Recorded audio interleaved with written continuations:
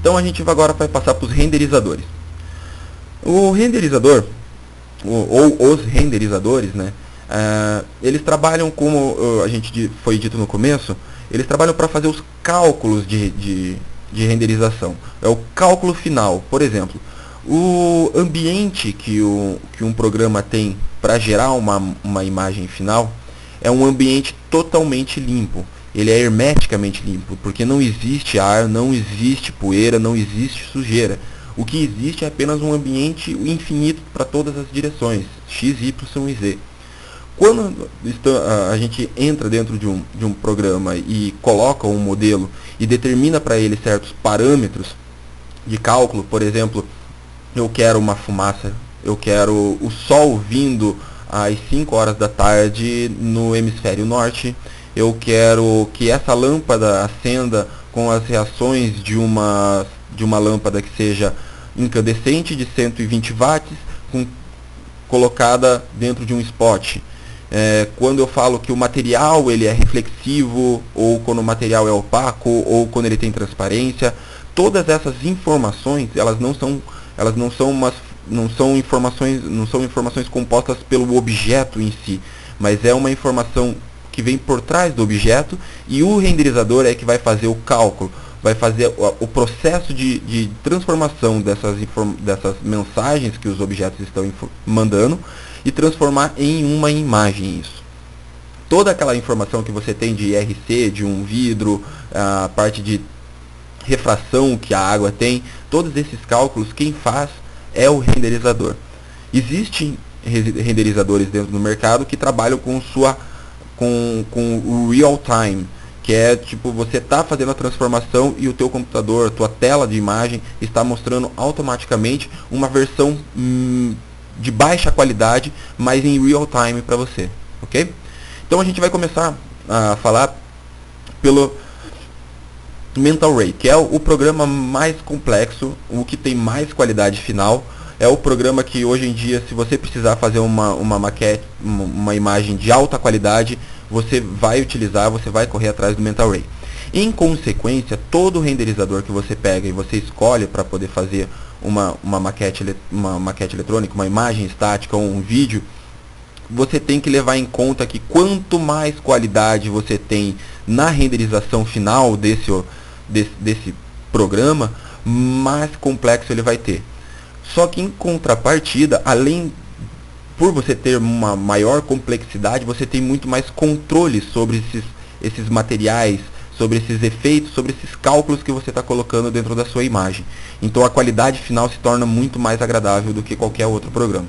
O Mental Ray, sem sombra de dúvida, é o melhor renderizador do mercado. Se alguém estiver pensando em partir para essa área e queira chegar numa qualidade de extrema qualidade, começar a estudar o Mental Ray, que vale muito a pena, ok?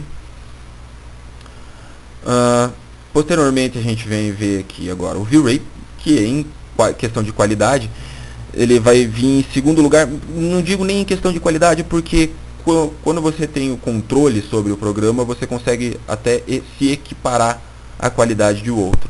Mas a facilidade que você tem de trabalhar no V-Ray é muito maior do que você trabalhar no Mental Ray, por exemplo. O V-Ray, a gente tem ele já distribuído, a versão dele para vários programas. A gente tem pro 3D Max, a gente tem ele pro SketchUp, a gente tem ele pro Rhino, a gente tem ele pro Maya, a gente tem ele pro Cinema 4D. O V-Ray ele não é o melhor do mercado, ele é o segundo melhor, mas ele é o mais utilizado. Hoje em dia, qualquer pessoa que trabalhe com maquete eletrônica vai se utilizar do V-Ray para poder fazer a sua composição final, pela sua qualidade e a sua facilidade de ser trabalhado, ok? Aqui a gente tem um videozinho mostrando um pouco da renderização de um vídeo. Opa, propaganda, Google.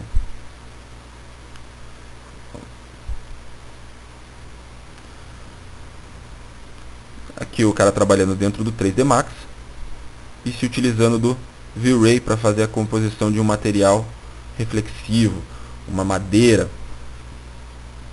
você pode ver que a complexidade do material aqui é muito maior do que em qualquer outro programa. Ok? Então a gente tem o Mental Ray, o V-Ray e o próximo que a gente vai falar é o Artlantis.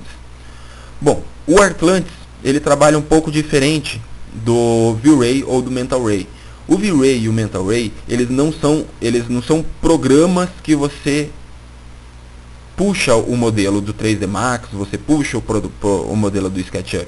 Eles são plugins que vão para dentro do SketchUp, que vai para dentro do 3D Max, que vai para dentro do Rhinoceros. Então a gente tem a incorporação de um renderizador dentro de um programa de modelagem. O Artlantis, ele não tem um plugin que entra dentro do programa. Ele é um programa de renderização. Ele é um programa de renderização em real time também. Então todas as características que você está colocando nos materiais, você consegue ver automaticamente numa tela, se construindo numa versão de baixa qualidade, é claro, porque senão a gente não conseguiria trabalhar, porque ele estaria sugando demais o processamento do nosso computador. Ok? Ele é um programa secundário, então, onde a gente teria que criar um modelo, importar para dentro do programa Artlantis e trabalhar a renderização, os seus materiais, a sua iluminação, todas essas coisas, essas variantes que a gente normalmente coloca dentro do projeto, a gente teria que colocar dentro do programa do Artlantis, uma coisa inseparável do modelador. Por isso que a gente tem que entender essa diferença entre modelador e renderizador. Ok? Aqui a gente tem um resultado final de uma renderização, de uma animação, de um passeio virtual, de um projeto, que tem uma qualidade muito boa até. Okay? Eu gosto bastante dessa renderização externa que o Artlantis tem, porém ele mesmo nas últimas versões ele não consegue chegar numa qualidade agradável ao mercado. Você pode até conseguir chegar numa qualidade boa assim para você fazer uma apresentação para um cliente, para ele entender como é que está funcionando, como é que vai ser a iluminação, como é que vai ser a fachada, o que vai acontecer, essas coisas assim, mas para o mercado, para a venda, para você expor uma imagem, ele já não é mais o mais indicado, ok? Lumion. Lumion é o programa que faz pouco tempo que ele nasceu. Ele não é um programa muito velho, assim como o 3D Max, como o V-Ray, o Mental Ray. Esses programas que são já bem antigos dentro do mercado já tem um embasamento. Ele é um programa novo, mas ele vem sofrendo uma evolução gigantesca. Desde a sua versão 1 até a última versão, a versão 4, ele teve um salto que foi ridículo. E sem sombra de dúvida, ele mais para frente será o programa de construção, ou de construção não, de composição, né, que ele funciona como um programa compositivo, onde você traz a maquete eletrônica e compõe o ambiente para fazer uma apresentação. Então eu acho que ele vai ser um dos principais programas utilizados dentro do mercado para representação arquitetônica, é claro, para representação arquitetônica. Com certeza vai ser o mais utilizado. Aqui tem um videozinho demonstrativo dele. Não pela qualidade, mas eu acho que como a qualidade está evoluindo e a facilidade de uso do programa é enorme, você vai conseguir uma facilidade dentro do trabalho muito maior. Porque ele trabalha num sistema como se fosse praticamente um jogo, onde você importa o modelo e vai acrescentando os objetos pré-definidos já dentro em algum lugar. A única coisa que você vai fazer é a transformação do material, compor um material ali dentro, uma iluminação e gerar alguns ambientes que normalmente dentro do mercado a gente chama de molho compositivo da maquete. Ok? Então aqui a gente tem uma pequena apresentaçãozinha. Vou tirar o vídeo, som. Então esse trabalho que ele faz é muito fácil de você gerar, entende? Ok? Quem quiser pode dar uma olhada depois no vídeo, vai estar disponibilizado dentro da apresentação que eu estou enviando. Só procurar no YouTube, é uma apresentação livre, é só olhar depois, ok? Quem quiser perguntar depois se como consegue o programa, onde compra o programa, a gente tem aqui no slide anterior aonde está. Não é um programa barato para você ter, é um programa bem caro até, mas que vale muito, muito a pena para quem está começando a trabalhar com maquete eletrônica. Para projetos de iluminação de palco, eu acho ele muito bom porque a gente consegue simular a movimentação da iluminação. Então, depois de você pegar um pouco de jeito com ele, você consegue gerar algumas animações para poder até fazer a marcação dentro de um palco para ver se vai funcionar, como é que essa iluminação vai ocorrer. Você consegue fazer esses estudos de casos, ok? Quem precisar de mais informação, como todos os outros programas, pode entrar em contato. CARketia. Eu nem sei porque que eu coloquei esse programa. É um programa, na verdade eu sei sim. Eu coloquei porque os escritórios de arquitetura utilizam muito ele por ser um programa muito fácil de ser trabalhado. Ele não tem uma qualidade final que seja agradável a quem trabalha com imagem 3D. Ele tem uma qualidade final razoável, de razoável para baixo. Mas como todo mundo utiliza, é até bom saber que esse programa existe e que as pessoas utilizam bastante dentro do mercado para poder fazer as suas maquetes eletrônicas. Okay? Aqui tem só uma amostra de uma pessoa que trabalha com CARketia e uma imagem final, e tem vários tipos de produtos que ele trabalha, né? O Rendering. O Rendering é um programa que nasceu e eu acho que ele já está meio que morrendo, porque ele trabalha no mesmo sistema do Lumion. Só que ele não é um programa externo como o Lumion e o Artlantis. Ele é um plugin que vai para dentro do SketchUp e ele foi criado especificamente para o SketchUp. Ele tem algumas versões que podem ser trabalhadas dentro do Rhinoceros, mas eu acho que ele não é um programa que tenha uma qualidade final ou que tenha uma usabilidade final, uma usabilidade muito boa. Então eu acho que é um programa fadado a acabar, a não existir mais. Eu coloquei mais ele aqui para a gente saber que existe a possibilidade de você estar trabalhando dentro do SketchUp, modelando, e em real time aqui você consegue identificar como que vai ficar o sombreamento, a luz que você colocou lá como composição, o abajur ligado, desligado, você consegue ver basicamente como é que vai ficar. Então é um programa que vale a pena você ter. Bom, engines para games. Hoje em dia a gente tem duas engines que são gratuitas, que você pode baixar ela dentro do site dos desenvolvedores, que é a CryEngine e a UDK, que é Unreal alguma coisa, ok? Tá. É um pacote, é o Unreal Development Kit, que é um pacote é um software que existe um pacote dentro dele. Então essas duas engines, elas funcionam como se fosse uma base já pré-moldada para que você possa desenvolver um jogo lá dentro. Por que eu coloquei essas duas engines dentro dessa apresentação de programas para representação gráfica? Porque eles nos possibilitam uma liberdade de você estar trabalhando com um objeto que vai ser livre para você fazer o que você quiser posteriormente. Então, por exemplo, eu posso, dentro de uma maquete eletrônica dentro do 3D Max, por exemplo, eu vou gerar um vídeo, eu vou gerar uma imagem estática, eu vou gerar um passeio virtual que quem controla sou eu. E isso é pré-fixado, então a pessoa vai andar exatamente por onde eu quero e não existe outra possibilidade. As engines hoje elas estão sendo utilizadas para criar maquete interativa, onde quem contrata o objeto a ser construído especifica para você, ó, eu quero que a pessoa tenha interação em, por exemplo, se for um ambiente, eu posso entrar no ambiente, acender a luz, ligar e desligar a TV, mudar a cor de um objeto, eu posso andar como se fosse naqueles jogos em primeira pessoa, por exemplo, em tiro. Você pode estar desenvolvendo, por exemplo, a pessoa fazer um caminho virtual lá dentro e estar ainda interagindo com os objetos. Por exemplo, se você for desenvolver uma maquete de um carro, por exemplo, de um produto, um carro, você pode desenvolver uma interação onde a pessoa possa se aproximar desse objeto, abrir a porta, entrar dentro do veículo, ligar o rádio, interagir, e se você ainda tiver uma base de espaço, você ainda pode conseguir fazer com que esse objeto se movimente, seja usual, como se fosse um carro mesmo dentro de um Need for Speed, por exemplo. Ok?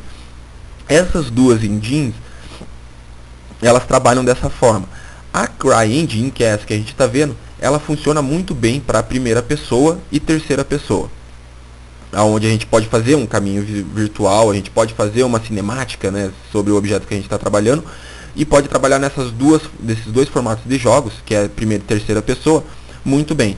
Agora, quando se trata de você utilizar essa engine para trabalhar com um carro, um produto, por exemplo, de um carro que a gente estava comentando antes, que a pessoa entra e dirige, ele já não tem a mesma qualidade que a UDK, ok? Quem quiser explorar um pouco mais, é sensacional a qualidade gráfica que você tem final, é muito fácil você colocar as coisas, porém é muito difícil de você entender como é que as coisas funcionam dentro desse programa, porque ele trabalha com uma configuração que é de... Você tem que entender um pouco de...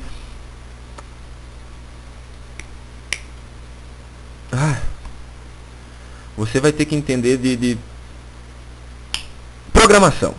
É isso aí.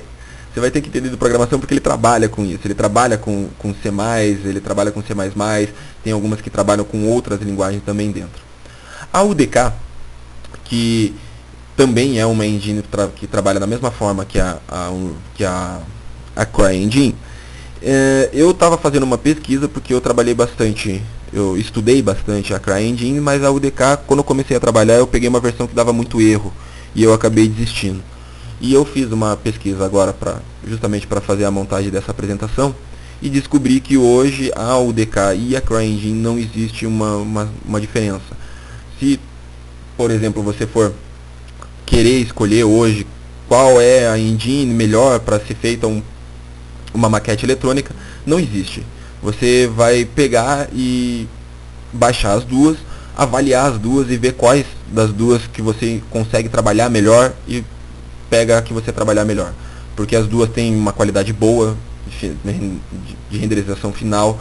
A única coisa que vai levar em conta é sobre a sistemática que você vai usar dentro da engine. Por exemplo, como eu estava comentando antes, são os jogos. Se você vai trabalhar com jogo em primeira pessoa, terceira pessoa, ou se você vai trabalhar com um RPG, ou se você vai trabalhar com um jogo de carro, um simulador de veículo, um simulador de voo, essas coisas assim é que vai influenciar bastante. Porque, como eu disse, a CryEngine primeira e terceira pessoa eu acho melhor para ser trabalhado. Você tem uma qualidade, uma facilidade melhor de ser trabalhado. A UDK consegue trabalhar todos os outros jogos, só que você tem um certo problema que você vai trabalhar muito mais a programação em cima dela. Não tem tanta coisa pronta, você tem que mexer mesmo, colocar a mão na massa lá e fazer o negócio funcionar por conta própria. Já na CryEngine você já tem bastante coisa que é default, que você só vai acrescentando. Ok? Você vai mexer só alguma coisa aqui e ali.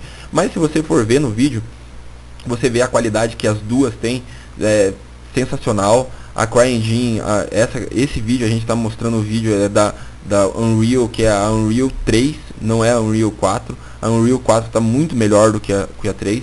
A CryEngine a gente está com ela em 3.4, 3.4.5 acho que é, mas já tem uma versão que vai sair que é a CryEngine 4, que está com uma qualidade sensacional, uma qualidade gráfica tipo sem noção de boa, ok? Então a gente vai ficar por aqui. Essa foi a nossa apresentação. Agora, a partir de agora você já sabe quais são as possibilidades, quais são os programas que existem dentro do mercado para ser trabalhado com isso. Quem quiser mais informação para saber sobre como trabalhar a iluminação, quais são os melhores programas para você trabalhar uma iluminação básica, ou qual programa eu começo, como que eu consigo desenvolver uma capacidade de modelagem, aonde eu consigo essas informações, material didático, aonde que eu consigo.